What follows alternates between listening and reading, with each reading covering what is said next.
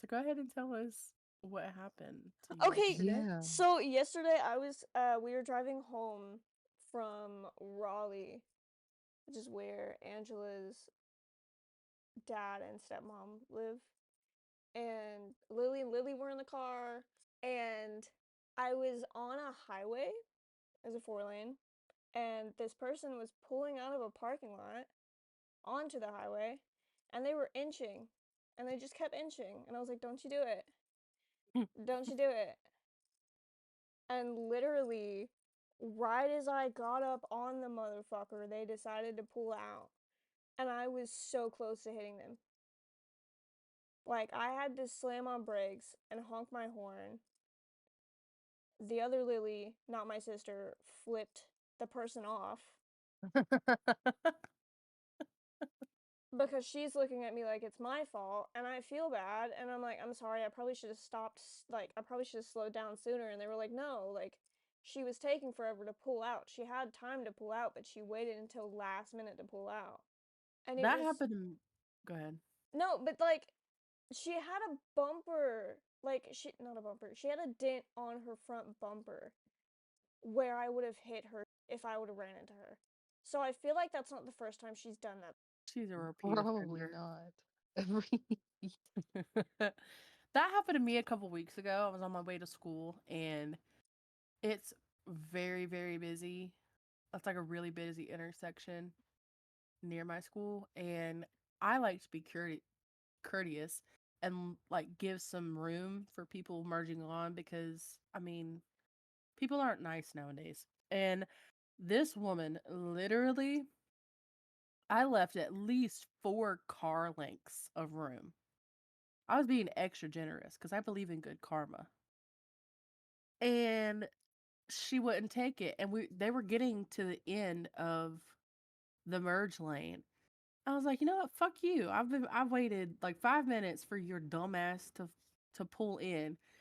You're done. So then I hit the gas. And that's when she decided she wanted to come over. And I was like, absolutely not. And like we were side by side. So she punched it and like jumped in front of a couple cars. Well, we go to the same school. Damn. Oh, that's always Uh, fun. I think she's in the nursing program because I didn't recognize the car or the person in it. So, I've had a couple incidents on the way to work with somebody that goes to work with me, the same person twice. it's so awkward. It's it's so Okay. awkward having to walk by them in the building afterwards like that didn't just happen. Yeah. Oh God. Uh, okay. Y'all want to run that intro? Yep. I hit it.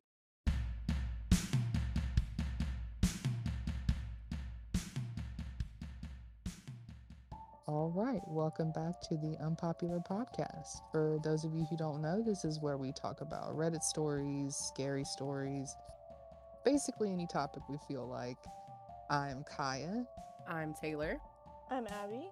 and today we're going to be talking about urban legends. So let's go ahead and jump into it.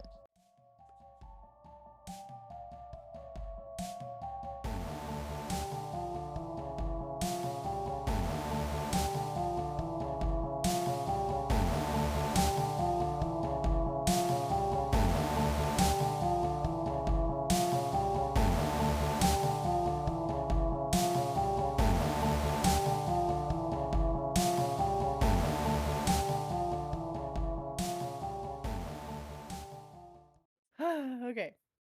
So, my story was not something I could find a lot on Reddit.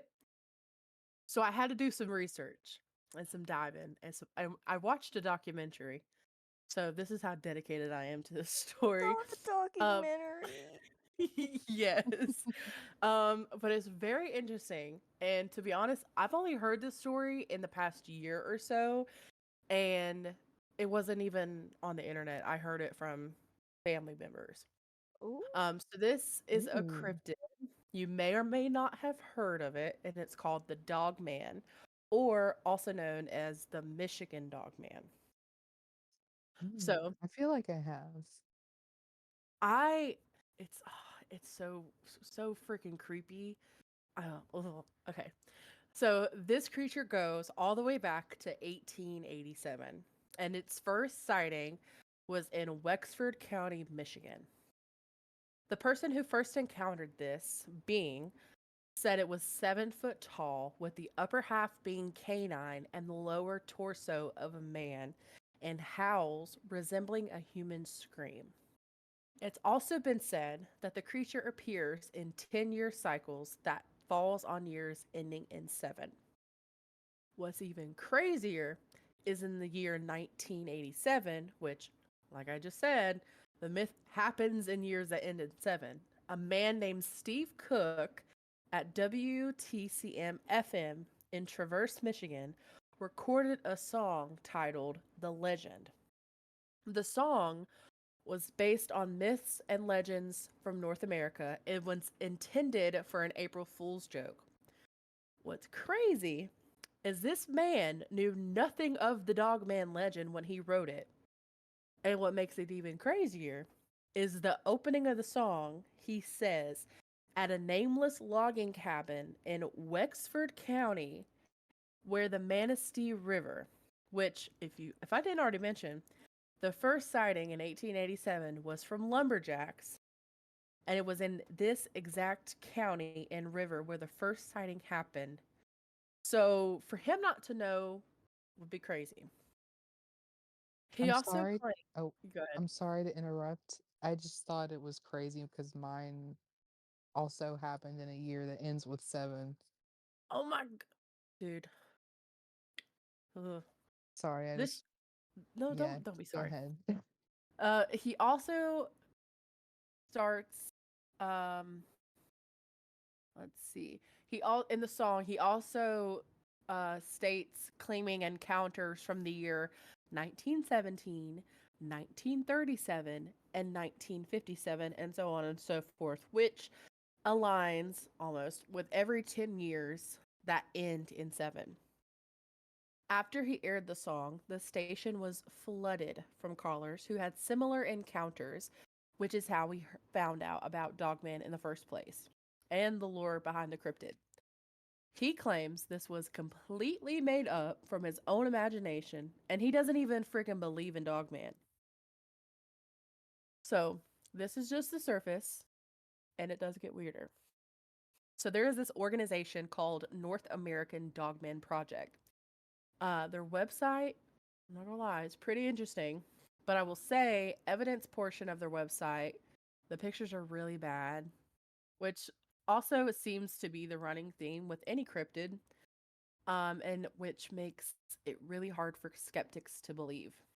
I will say I was also a skeptic because I don't even believe in Bigfoot, which I know is controversial, but I don't believe in the damn beef jerky man out there in the woods. Not the beef jerky man. They also provide news articles all around North America. There's also a couple in Canada, which this dog man getting around. But the sightings do not align with the original story of it happening every 10 years that ended in 7. But I will chalk it up to it being that these could have been happening for more than 10 years at a time, but the internet and technology itself is just so much more advanced and easier to share. Um, there's also a picture on this website of a headstone from a woman in Oklahoma that reads "murdered by human wolves." Ooh, okay. What is common though were these news articles. When describing the victims' autopsies, they state the attack is canine related, but they cannot say what canine because DNA is inconclusive. Which, let me make this comment. Why did Supernatural never do an episode like this? Like I'm this, raising an eyebrow. this. I mean, they did one dog episode, but it had nothing to do with Dogman. So a couple of years ago, this group found an eyewitness to the Dogman and his encounter was something he'd never be able to get out of his head. This happened in a national park known as Land Between the Lakes in Gold Pond, Kentucky. This organization says it is the well known dogman sighting location in the country, with talks of this creature being sighted since the 1700s. The man who wanted to remain anonymous had his daughter reach out to the organization because the man had a story that he wanted to get out into the world for his deathbed confession. The man stated he was compelled to finally release this information after receiving the news of his terminal cancer diagnosis. So, this man was employed by Kentucky Fish and Wildlife, not employed by the park, and his job mainly was to stock the lakes in Kentucky. He saw something chilling while fishing in 1979, about 2 years into working for the Fish and Wildlife. He worked there for like 20 plus years. So he went out fishing like 4 o'clock in the morning, and then he decided around 7 to 7:30 in the morning he was gonna go pack up and head back. So he's bringing the boat back to the closest land area, but when approaching the land, he noticed a campsite, and to the right of it, he saw a dark figure that he couldn't perceive what it was at first. Then this creature stood up, covered with hair, and looked more like a dog. When he stood up on his two legs, campers emerged from the tent. It was a man and a woman. Assuming they came out because they heard the man's boat idling in the water, because he said when he saw it, he slowed down. So I'm assuming they got out just to see what he was doing. The man says he was yelling at the campers, like, over there, trying to get their attention to the creature, but they could not hear what he was saying and assumed he was greeting them and they were waving at him. He kept trying to warn the campers when the beast started inching closer to them. They were unaware of it all, and all of a sudden, it attacked them. He said, from his point of view, it was really bad, Mm. but he couldn't do anything, and it scared him so much that he even peed his pants. And even telling the story to the interviewer, it brought back so many bad feelings. Like, this man was like having night terrors ever since, and whatsoever. But what is crazy is the interviewer asked if Kentucky Fish and Wildlife knew about the creatures reported, and he said he even thought they knew and were covering things up on purpose. Mm. And no report ever came out about the two dead campers the man saw that morning. The man also described that the creature looked like a combination of a coyote and a dog, and even at one point a lion, but said it had like human type hands. The man said he did not report it due to it sounding too crazy for anyone to believe, but the fact that no one reported finding bodies is what is really bizarre. Or reported Right. people missing Yeah. that went So, camping in that area? Like, and like, and the the fact that it's assuming that workers of they also call this place like LBL just to shorten it. That nobody found them, nobody reported it. Like, there is way more to this than what I just told you. But I definitely recommend watching the documentary this organization made and even checking out their website. They have an encounters option on their website, which shows like blue dots on the map of all reported encounters. And when you click on them, you can read the encounter stories. At this time, there's only been 3 reported encounters in North Carolina. There's also like a whole section of YouTube of people that go dog man hunting if you want to call it that, and they try to find evidence of the creature. Um, I do want to give a shout out to my Aunt Julie and my dad because they are the main reasons why I even did my research on this and why I wanted to talk about it. Because there was also this I didn't write it down, but there's this one lady that she was considered a second eyewitness because she worked at this gas station right near Land Between the Lakes. And there was these two cops that were regulars, and she was like, it was like 2 or 3 o'clock in the morning, and one of the cop, like one of the guys was sitting on the curb, and she said that he looked like he was physically ill, and she stepped outside to check on him, and they told her like what they had seen was so crazy. They found a family like ripped to Oh shreds God. almost. Oh my god.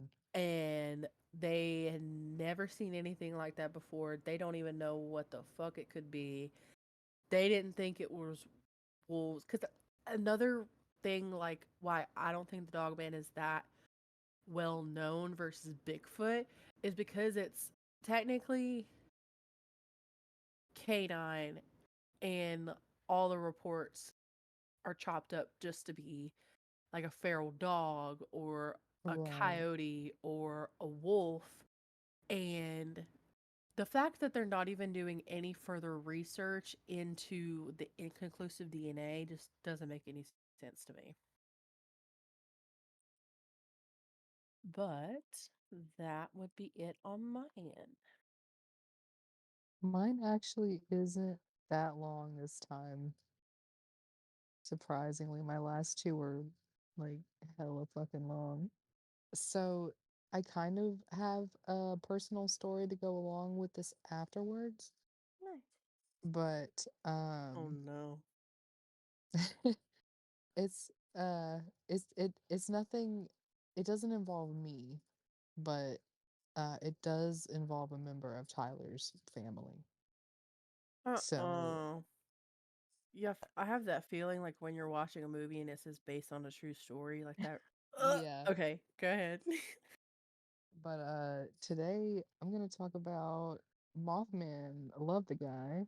So I'm gonna be reading off of a short little article that I found on the subject that sums it up pretty good. For anyone that doesn't know about the Silver Bridge, Ohio River bridge collapse back in like 67. On December 15th, 1967, tragedy struck the Silver Bridge connecting Point Pleasant, West Virginia, and excuse me if I butcher this, Gallipolis, Ohio.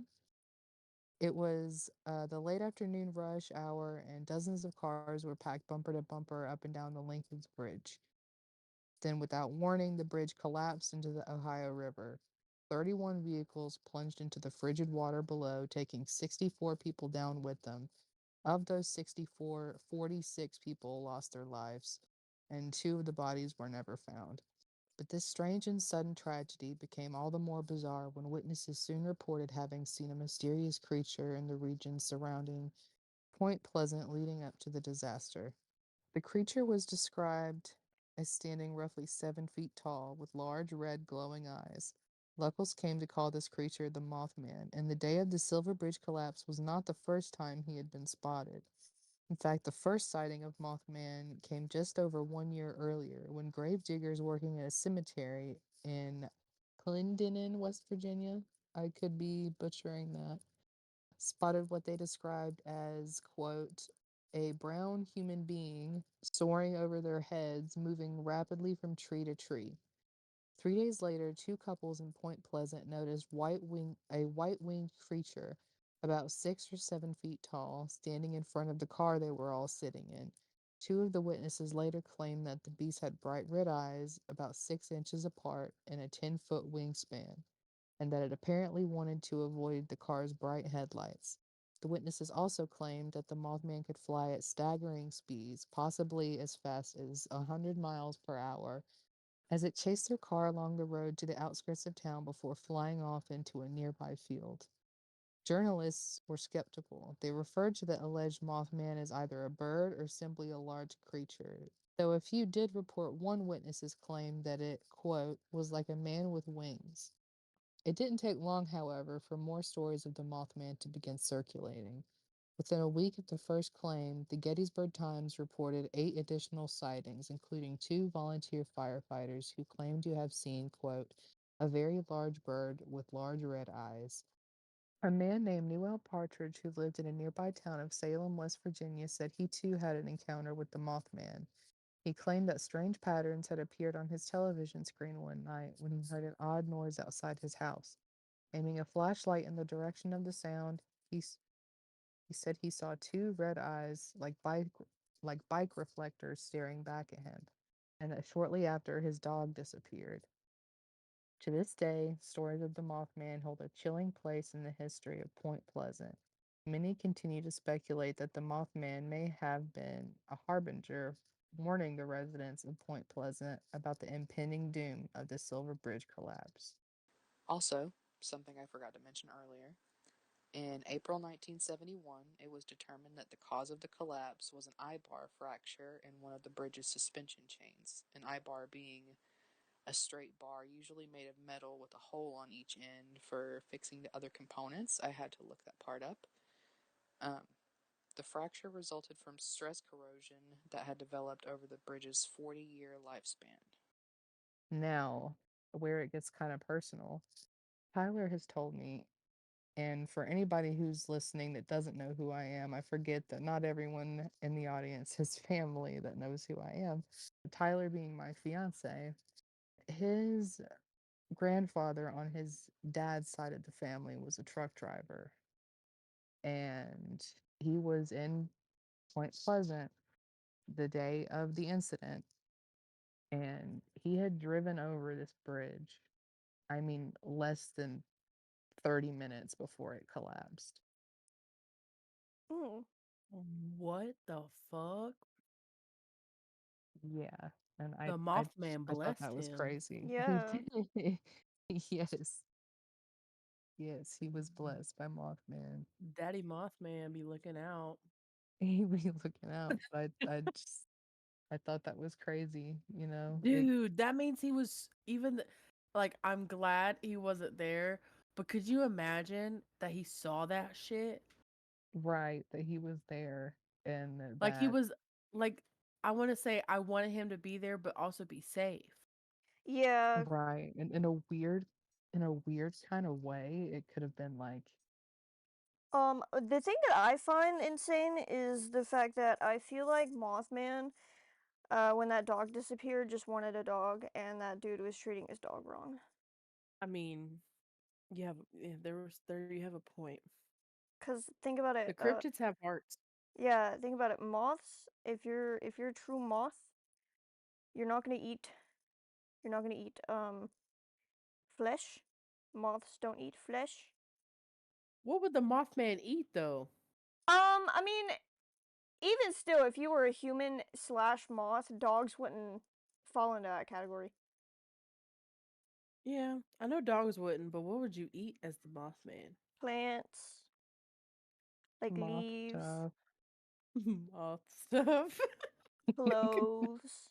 You could eat So cloves. are you saying, Kaya, that if his granddad, his grandpa was there, that Tyler wouldn't have existed? Like if In he a died? weird way, yes. I mean, I hate to say it like that, but like it could have happened. That's Dude, insane. the butterfly effect is real as fuck. Yes. The And it's Mothman scary. effect. Listen, I know we're like I'm done with my story, but have y'all seen the fucking TikToks of the time travel shit? The what? Okay, hold on. I need to look up this word because it's a known word. Okay. So it is called quantum immortality. It's a What? theory. Yes, this theory proposes that our consciousness may continue to exist in some form after death, potentially transferring to a parallel universe or existing within the universe in a different way. Um I was on TikTok and this man was freaking the fuck out because he was like, I get off work at 5 o'clock and I work out of town. So he's like, I work in a town over. So it takes me at least 30 to sometimes 45 minutes, depending on traffic, to get home. And he was like, I got off work at 5. I got on the interstate. And he was like, I think it was boyfriend, husband, fiance, whatever, texted him. And he's like, I know it isn't right, but I did look down at my phone because it was a question he had to ask me. He said, I looked down, I sent like a yeah or an okay. And he said, I looked up, I was not on the fucking freeway. He was like, I was in a random ass place that I did not recognize. And I was like 10 minutes away from home. And he said, it's 5:14. He's like, there's absolutely no way that I got here when I was just looking at my phone mere seconds ago on the freeway, still 30 minutes away from my house. He was like, I don't know if I had a fucking seizure. I don't know if, like, he's like, I'm freaking out right now. He's like, I do not feel sane. And he even, like, pulled up screenshots of the text message he got from his partner. And then that led me down a rabbit hole. And this woman was recording herself in a hospital room. She had a neck brace on. And she was like, I just fucking time traveled. And at first you're like, okay, you're probably on some fucking drugs. Cause you getting them good drugs in the hospital. But she was like, I went grocery shopping and I had my kids. And she was like, we were heading home. And she said she looked down at her phone. And when she looked up, she was in the middle of, she didn't recognize where she was. She's like, and I live like 10 minutes away from the grocery store. And she's like, I didn't recognize where I was. I GPS and I was 30 minutes away from home when I was only 10 minutes away. And she was like, I looked up and there was a car behind me on this road and it rammed into her. And she got to the hospital. And her kids were even like, Mama, how did we get here? But I suggest looking into that into TikTok because that shit's fucking creepy. And Dude, there's too many stories for this shit not to be true. that reminds me of this one thing, because like I said, I listen to Reddit stories to go to bed sometimes. And it was Are you okay? me?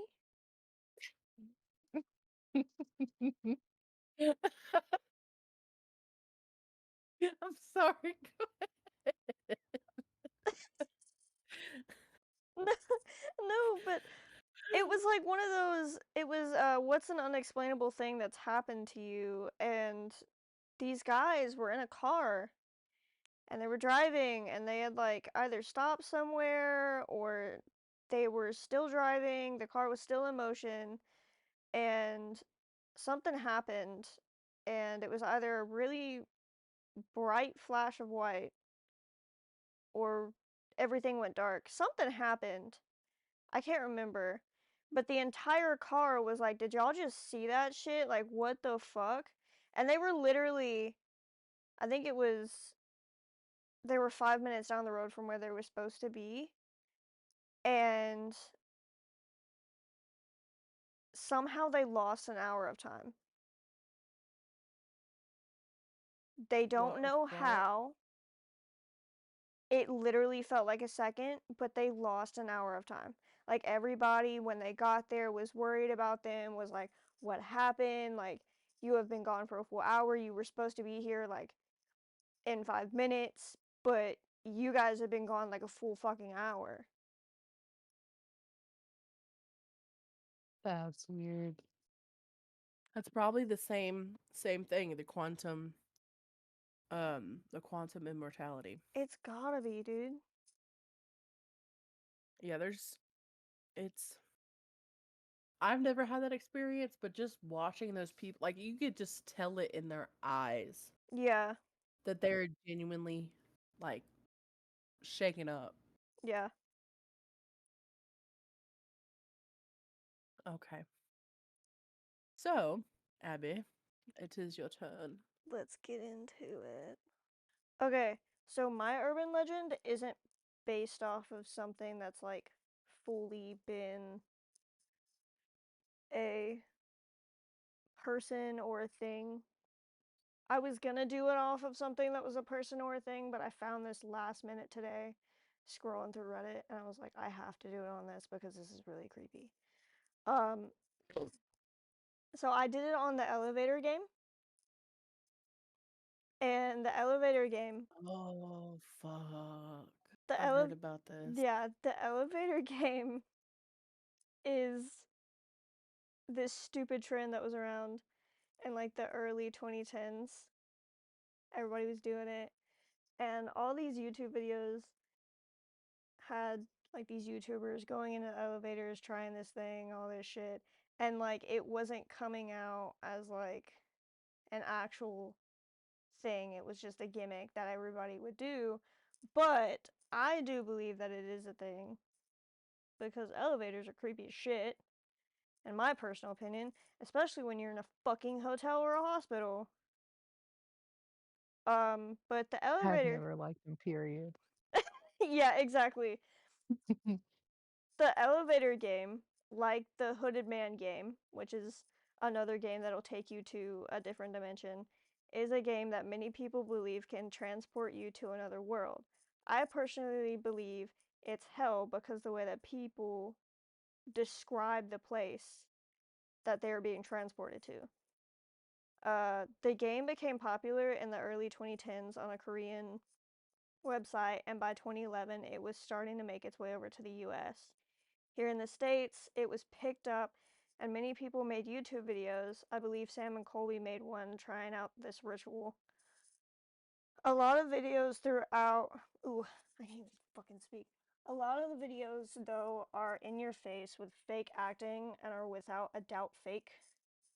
There has never been video proof of this place being real or the ritual working, and you could chalk that up to electronic devices not working in this other world you're transferred to, but I choose not to believe any of the YouTube videos. Mainly because when you are doing rituals like this, you need to go into it with intent, and if you aren't, sorry, if you aren't fully into it and into that mindset that you need to do these rituals, they aren't going to work. I'm pretty sure running into an elevator with a camera and a joke ass attitude isn't going to get this ritual to work if it does work. The elevator game is said to lead you to a place that many people on Reddit refer to as the shadow side or the other world. Although some people who have played this game aren't sure if it is a particular place or if it's something or someplace else. To play the game, you need one player, yourself. You cannot play with any other people, otherwise this won't work. Rules of the game found in this article titled The Most Dangerous Games Elevator to Another World that was published on a website called The Ghost in My Machine. Players, like I said, you only need one. You cannot play with anyone else, otherwise it won't work. Requirements: a building with at least 10 floors that has a working elevator. You must have all three of these conditions in order for the game to proceed. I don't know why my throat is doing this right now. Instructions: enter your chosen building and get into the elevator on the first floor alone. Do not proceed if anyone else is in the elevator with you. Press the button for the fourth floor. When the elevator reaches the fourth floor, do not get out. Instead, remain in the elevator and press the button for the second floor. When you reach the second floor, remain in the elevator and press the button for the sixth floor. When you reach the sixth floor, remain in the elevator and press the button for the second floor.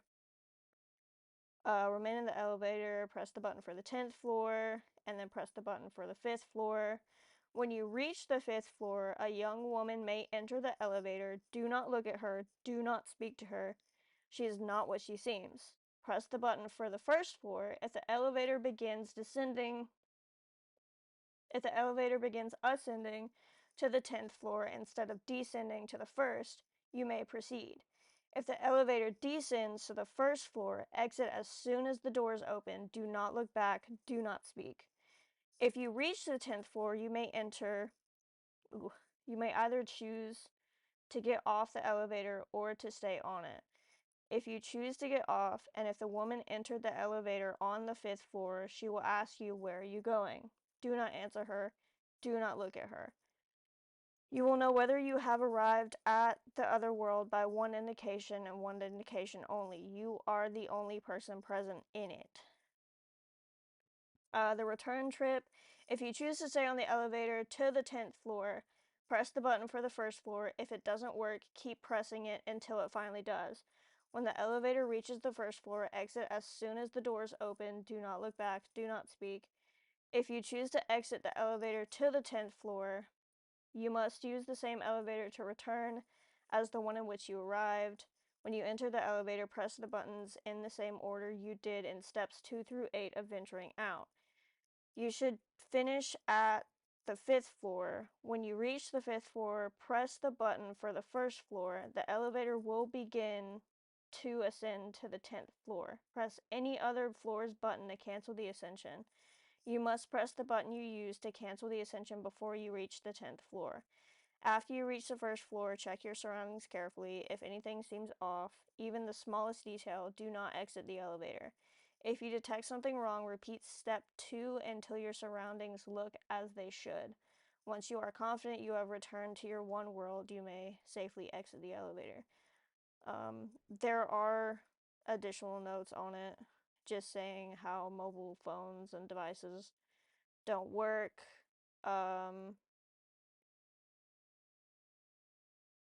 Should you reach the other world, the floor onto which you will emerge will almost look identical to the one from your own world, save for two things. All lights will be off, and the only thing you will be able to see from the windows is a red cross in the distance. I've said before that I don't like red crosses, but apparently, Yeah, absolutely not. they I'm are a scared of red sign, dog. like Bad juju. bad juju. They have it. If at any point during the ritual you faint, pass out, or otherwise lose consciousness, you will likely wake up in your own home. However, be sure to carefully examine your surroundings upon waking in the home to which you have been returned to, because it may not be the one that you left when you first stepped out to attempt this ritual. There is a Reddit story to go along with this. It's from user/ripped_geek. The title is "Do Not Play the Elevator Game, Words of a Skeptic." He starts it out by saying, "This is a really fucked up experience that I recently had which completely vanquished my skepticism regarding the paranormal. So I came to know about this weird urban legend known as the elevator ritual. For those of you who don't know what it is at all, check this link out," and it's the link to the article that I just read the rules from. "The other world sounded really intriguing, and I decided to go ahead with the ritual one fateful Saturday evening. I live in a flat on the 11th floor of a building, so despite popular advice, I decided to perform the ritual in my own building using the elevator I use daily. I walked out of my apartment with a steely resolve and reached the elevator. Something in my mind advised me against what I was about to do, but my skepticism got the better of me, and down I went to the 1st floor in order to begin with the ritual. As I heard the ping of the elevator, as I reached the 1st floor, I went with the 4, 2, 6, 2, 10, 5, and 1 routine. Not a damn thing happened. Although my heart was in my mouth out of anxiety and anticipation, there was not a woman on the 5th floor, and the elevator didn't ascend to the 10th floor as soon as I pressed the button for the 1st floor. This was a huge ego boost for my skeptic self. I returned to my flat using the same elevator, feeling victorious. However, as the night went on, I just couldn't sleep. I usually have such a hectic day, I am sound asleep by 11:30 p.m. max. But something was off about that night. I twisted and turned on my bed the whole night, and I woke up exhausted and covered in sweat. After my chores, since it was a Sunday, I went out to get some groceries. To my surprise, the damn elevator was out of order. I immediately made the mental connection of the damaged elevator to my performance of the ritual. I got very intrigued. I took the stairs, went out, got the groceries, and had a pretty normal Sunday. By 10 p.m., I was ready to sleep when I heard a loud and shrill cry outside my door, which is strange as the only other people on my floor were out on vacation. I went out to inspect the noise and saw wet footprints with a slight maroon tint to them, kind of like mud but slightly redder, like somebody has had a slight cut on their feet after walking in some muddy terrain. I followed the footsteps out of my stupid curiosity and my utter shock. They led to the elevator, which surprisingly was no longer out of order. Something in my mind compelled me to get into the elevator, go to the ground floor, and check out with a security guard who had signed in to visit the 11th floor. And so down I went, 10, 9, 8, 7, 6, 5, ping. The elevator doors opened slower than they usually do, as if unveiling something grand on the 5th floor, instead of the lobby I was intending to go to. A woman with dark hair wearing a black tattered evening gown entered the elevator. Something inside me clicked immediately and wished I could run out of the elevator. However, something in me froze, disabling me from moving. My gaze fixed at her feet, and I understand the source of the footsteps. Worn and torn skin dangled from her feet as if she was rotting from the inside out, and the smell, nothing can even be close to it. It was like a bunch of rotting corpses shoved into one person. As I looked up at her, she had a grin on her face, that evil, sinister, spine-chilling grin, which washed away my skepticism forever. At that point, I knew the only way I was getting out of the elevator alive was by completing the damn ritual. I pressed the button for the first floor, and the elevator began ascending upwards. As much as I wished to get out of the bottom, or as much as I wished to get to the bottom floor and run out for dear life, I had this primal compulsion to run out as soon as the doors opened. I now understood why people get off the elevator on the 10th floor despite it being so risky. You just want to get away from the woman. As I ran out, her voice was in my mind. "Where are you going, Sammy?" Scared shitless, I ran, only to discover my utter solitude in the other world.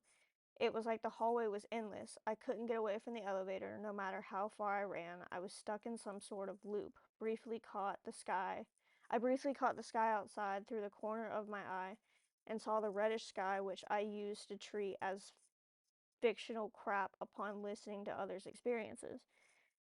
There even was the fabled burning cross in the sky. As soon as I saw it, I couldn't divert my eyes, as if in a trance. The cross was laden with limbs and body parts which seemed to have been ripped off bodies. I summoned at my will, I summoned all my will, looked away, and pressed the button to summon the elevator. To my surprise, and contrary to what I had read otherwise, the elevator opened up instantly. I got inside and reverse performed the ritual without any interference, surprisingly. Down I went to the first floor and canceled the ascension on time. I rushed out, traumatized, scared, and scarred.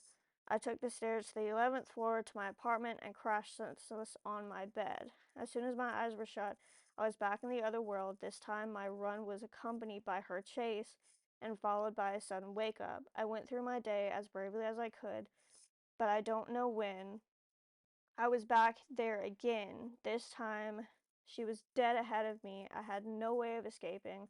Her long, torn out finger touched my abdomen. I was completely frozen. It was like a proper sleep paralysis. Her finger went through my skin and into my body. I felt a jolt of pain around my abdomen and woke up with a start. I was burning up. I had a dark red mark on my abdomen, scarred to the marrow. Scared? What the fuck? What even? Scared to the marrow? That ain't a damn saying. I went to the ER, internally bleeding it was. That's when I knew I had to seek help. I went through some cleansing rituals on the internet, lying on the ER bed. The pain meds were kicking in. My lightheadedness came with a feeling of despair, as I knew I wouldn't wake up from another sleep. I dragged my body to the chapel in the hospital. I prayed to God for the first time in my entire 25 years of life. Just keep me alive for one more night. I don't know when I slept, but the next thing I remember was waking up to the sound of the janitor cleaning up the chapel.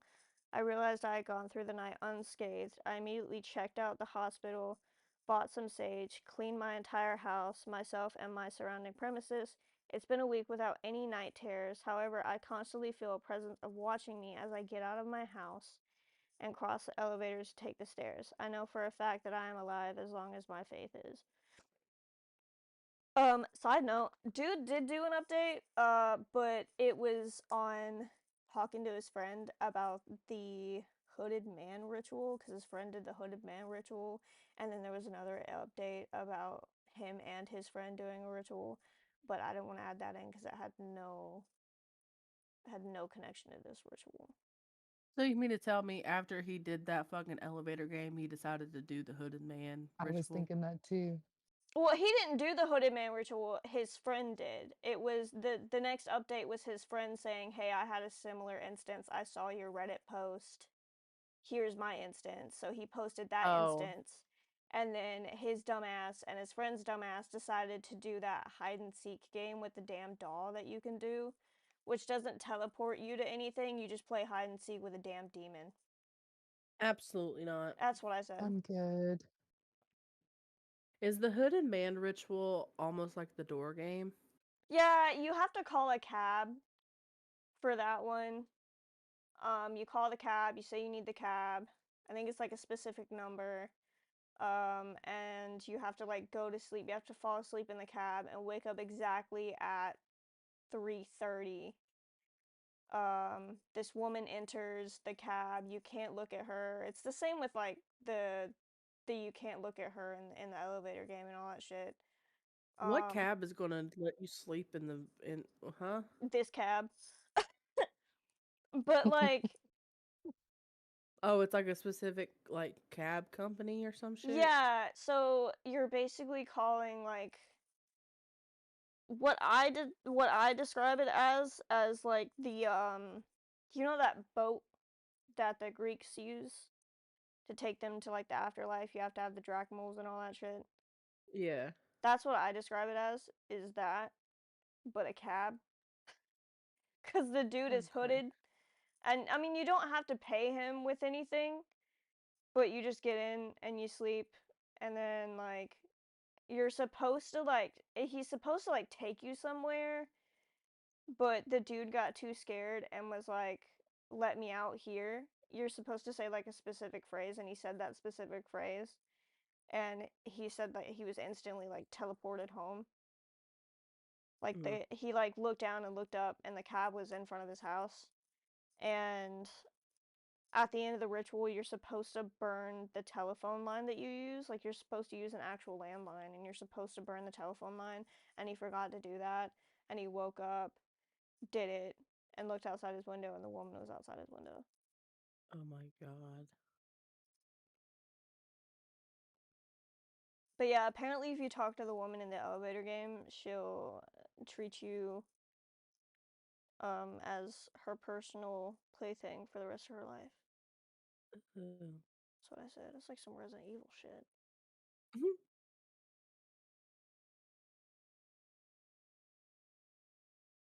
All right, time for the bonus content.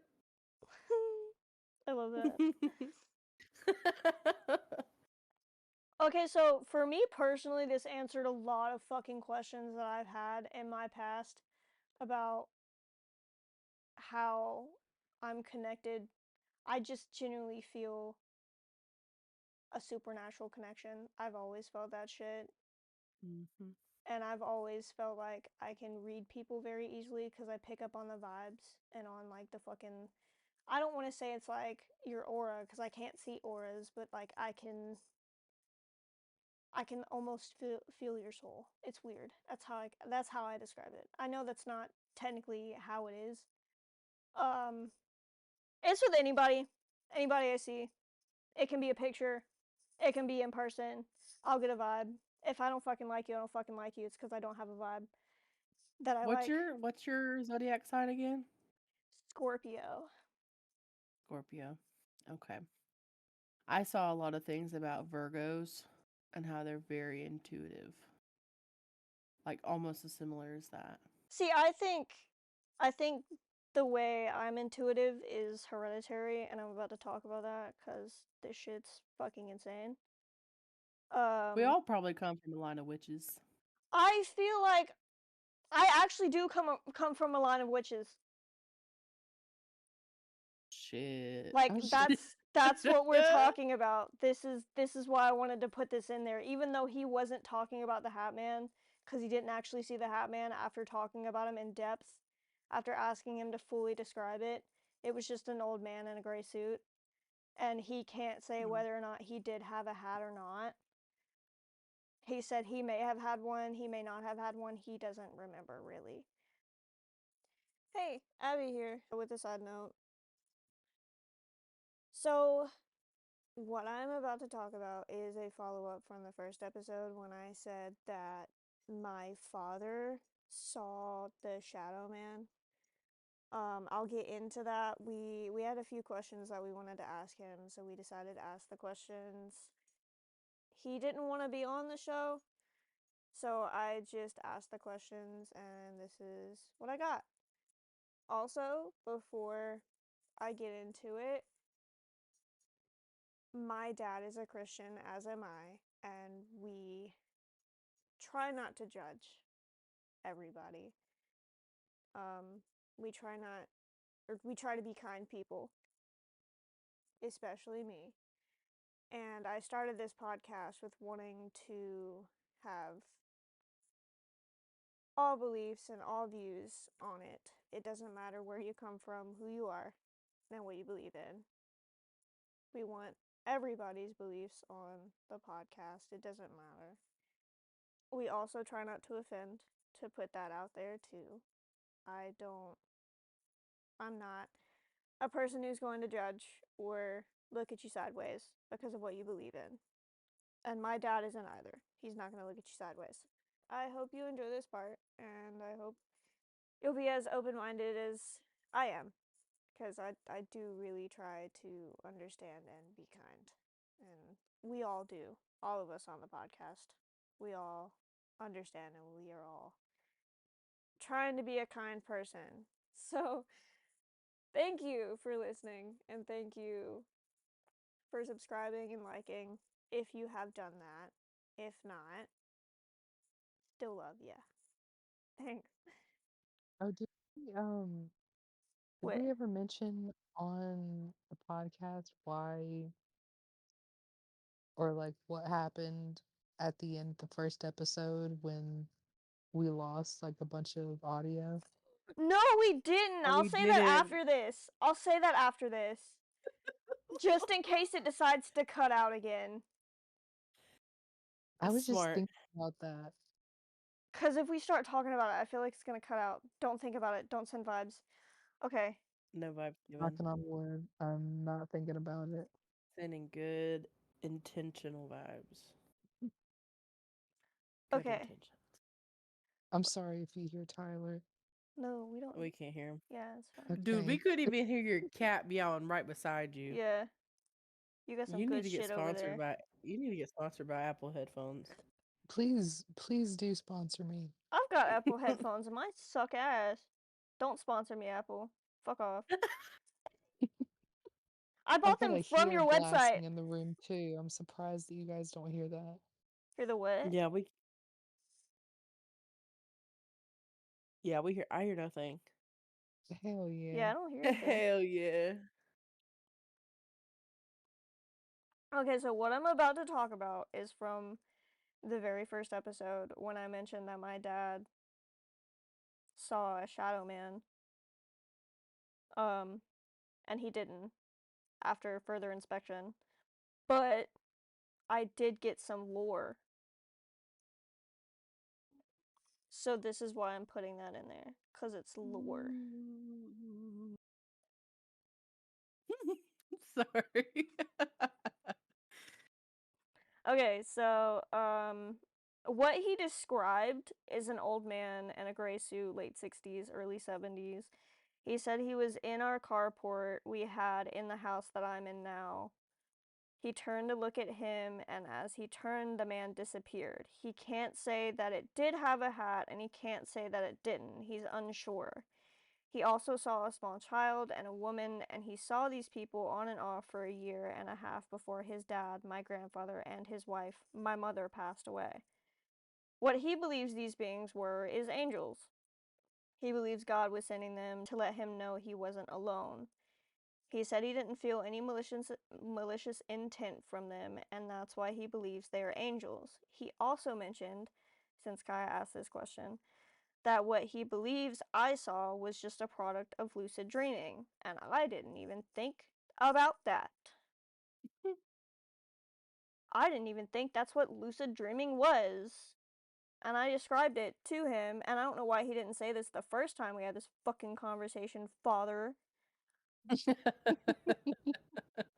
This would have saved me a whole lot, but it wouldn't have led me to the lore. So, it led me to the lore. The lore.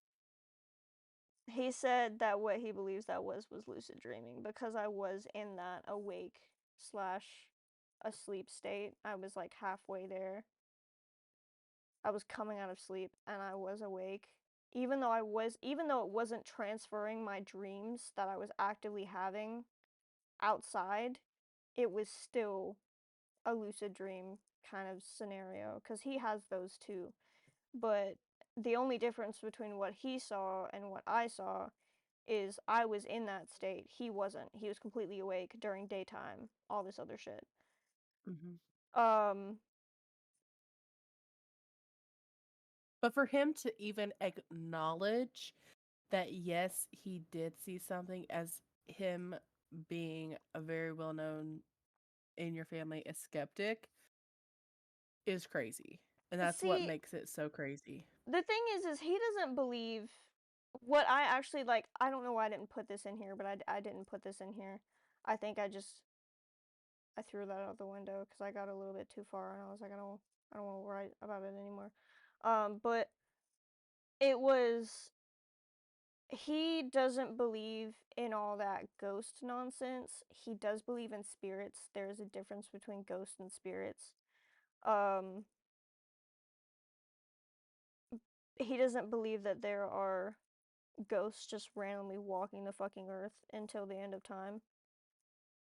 He believes that the spirits that we do see are signs from God and are our family members. But he does believe in demons, and I'm about to get into that too. Which I do believe that spirits that we do and can see are family members. Because that does make sense. But I also do believe in ghosts. So I'm kind of on the fence about that one. You're tethered.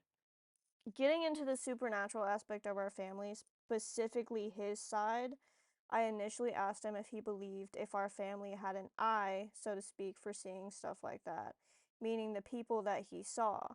He responded with yes, he does believe we have a connection with the supernatural and God. He went on to say that they have confirmed on his mom's side that there are witches and warlocks in his family, which I think I have mentioned to Kai and Taylor before, but I'm not entirely sure. He believes his grandmother was a witch. He explained that she was a Christian, but strayed away from her beliefs and fell into witchcraft.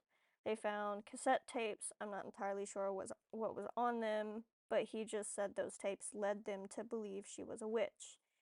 His Aunt Maldine, my great aunt, was also a witch, but she turned away from the devil and became a very powerful faith healer.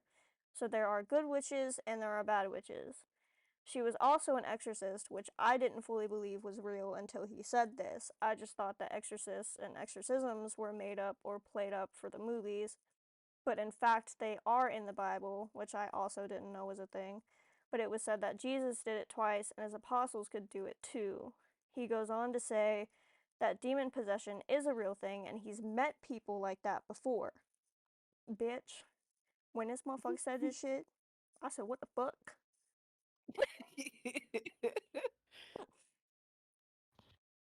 Um, yeah, he's actually met people who are possessed, which fully surprised me. How do you tell if a person's possessed? I, I'm about to say that because Oh shit, my bad. he I'm said, "No, jumping you're ahead. fine, you're fine, you're fine." Run it back, Turbo. I asked him if the encounter was like how people see auras, but he said he wouldn't necessarily call it that. He said it feels like a malignant presence is with the person, like you can feel the evil coming out of them. When he said this led me to ask him about me feeling the vibes I get from everyone that I meet. So that's how he describes knowing that somebody is possessed. It's literally like you can feel that thing latched onto them. Like Mm. there's just somebody, I want to say, on the shoulders of this person just peeking around. That's how I like imagine it. Hello, motherfucker.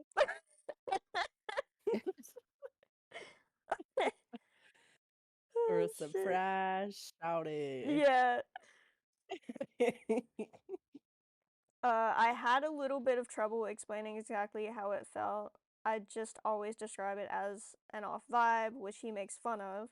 But he said that he does feel that too. It's like you feel like something is off with the person, but you can't quite put your finger on it.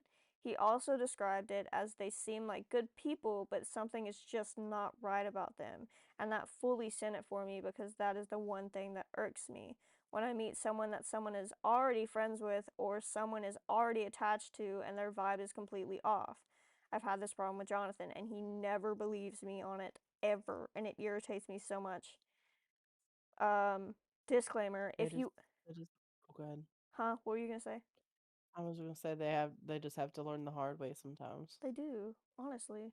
Every single I'm telling you, every single influencer that I've gotten a bad vibe from literally has been down and out. It'll Mm. it I can't tell you when it'll happen, but it'll fucking happen. They'll do some dumb shit and they'll get canceled. They act like they're nice. They act like they have good intentions, but they don't. Like that's exactly what it feels like. Like you act like you're nice, you act like you have good intentions, but I can tell that you don't. Yeah. Um A disclaimer, if you ever get that feeling, please, please, please do not ignore it. If you ever think you can sense people's vibes and their vibe is off, get out of there. My dad said it could save your life if you listen to it. I listen to it all the time. It doesn't matter who it is. Mm. He goes on to tell another story that his mom told him one time about when he was just an infant. When she was leaving someone's house, a demon chased the car down the driveway. He said she described it as a black ball that came out of the house and chased the car. There's another account when he was a teenager. His mom lived with some guy out in the middle of the country in a small house, and she asked him to come over there to take care of the dogs. And he was going to stay there while they were gone, so that way he didn't have to keep traveling back and forth. Little side note on this, his parents were split up, so sometimes he lived with his mom, sometimes he lived with his dad, and I guess this was during one of the times he lived with his dad.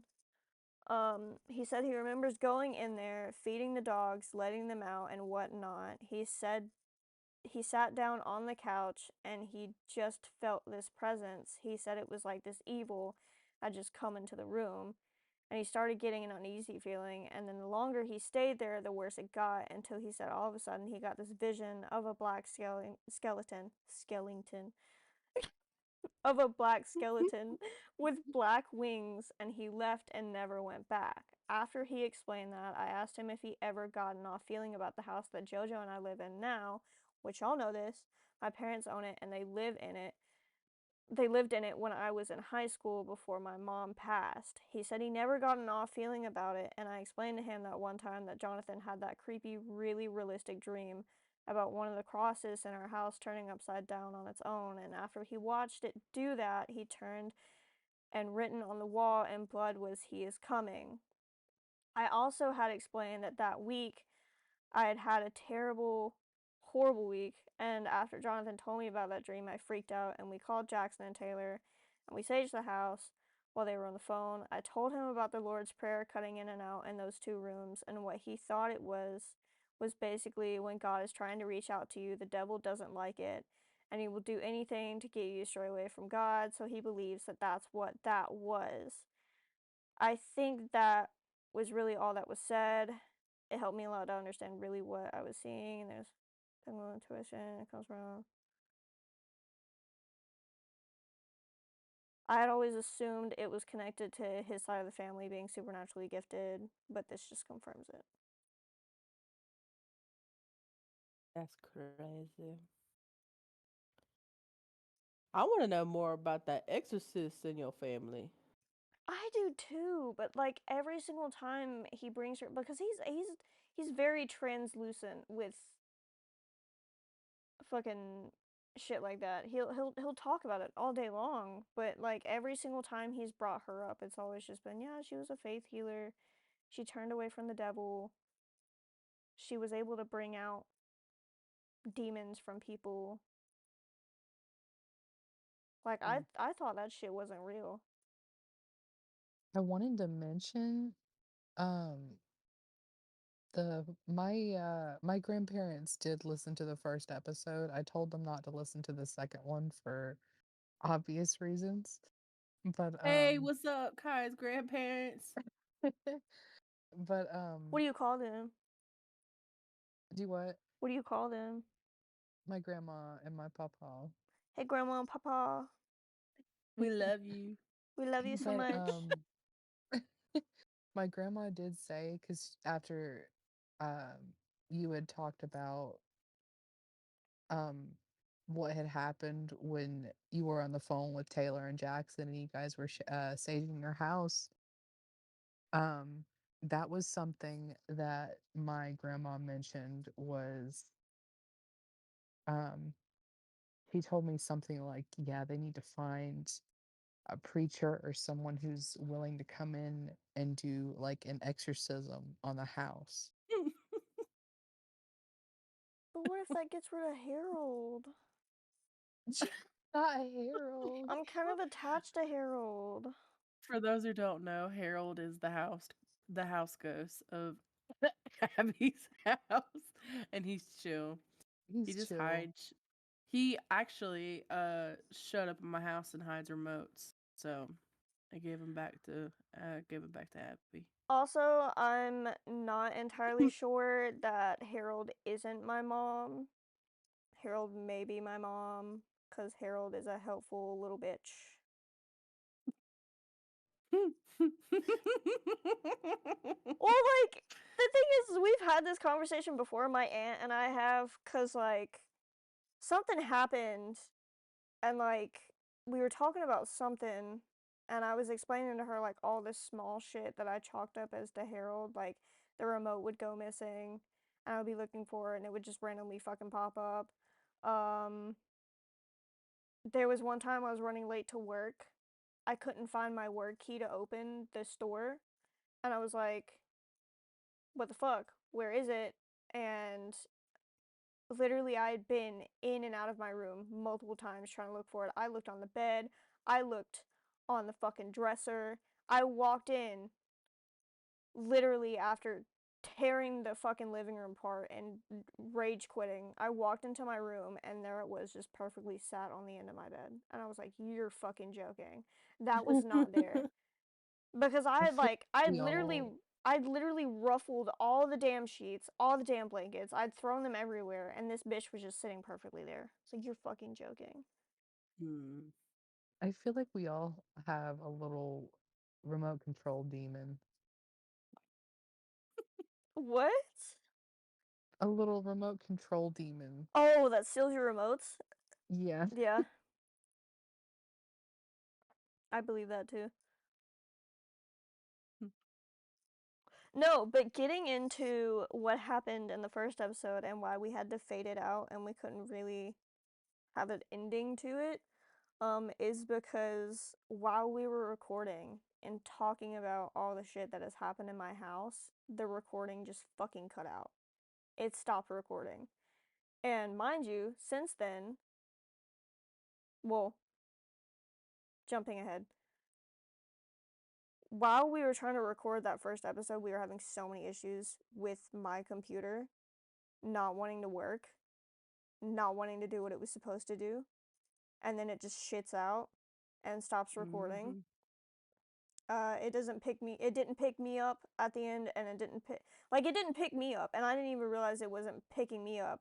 And then I tried to stop recording and then start recording again, and it shit out. And I was like, it's not working. So we just decided to stop recording. But mind you, since then, I'm gonna go check it now just in case. Since then, it has been fully fucking working. Nothing has happened since then. It was freaky because, like, at the time you guys were just talking about your technology messing up, like with the phone call, and then that's when the audio decided to cut out. Mhm. And then And then you had also, that weird sound in your yeah, that's what I was about to AirPod. say.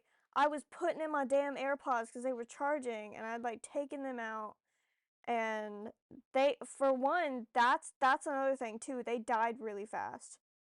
We weren't even recording for that long. They were at 100% and died within 45 minutes. They're not supposed to die like that. They died really fucking fast. So I was charging them, and then I went to go put them back in, so that way we could like kind of record a little bit more to add into the episode. And there was a sound that sounded like a distorted, what did I say? It was like a car engine. A car revving. Yeah, a car revving. And literally, you know how Taylor's gonna know this. You know how Oz sounds on The Wizard of Oz, like that voice that he puts on. Mhm. It sounded like that, but really distorted and really slow. Mm. And I was freaking out because I was like, I don't like that. Like, I thought you guys were watching a video of somebody starting up their damn motorcycle really slowly. Yeah, we didn't even. Me and Kai were just having our own conversation, and you just like, because I think you were like, hold on, give me a minute. So me and Kai were talking, and you just came out of nowhere, and you're like, what was that? Like, is that y'all? And I'm like, we were like, what the fuck are you talking about? So I was like, stop playing that And you were video. like, did you hear? You were like, did you not hear that? And we're like, hear what? And then that's when you said what happened, and I was like, keep that shit away from me. Like, Alrighty, that concludes this episode of Unpopular. If you enjoyed, please give a like and make sure you're subscribed for future content. And comment what your favorite cryptid or urban legend is, and we just might cover it in the next spooky episode. Until next time.